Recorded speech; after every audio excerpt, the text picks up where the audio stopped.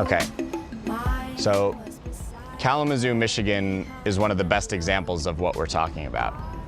In Kalamazoo, we had 3 people that hadn't worked together in the past come together because they'd heard of this idea of the Permaculture Action Tour and saw it was coming to Kalamazoo, and they wanted to host an action day.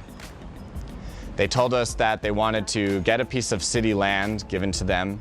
They wanted to come up with a comprehensive permaculture design for this whole piece of land, and they wanted to plant a food forest, an edible forest garden of hundreds of fruit and nut trees and all kinds of support species and pollinator plants.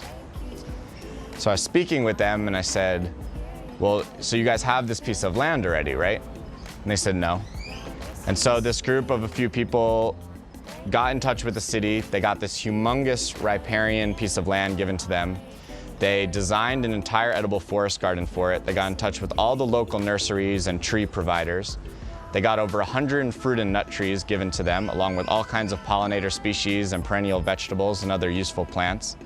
They started a crowdfunding campaign and raised all of their own money. They sourced all of the tools for the action day. And then when the action day came, we had 150 people come out, and we put every single person to work planting this edible forest garden.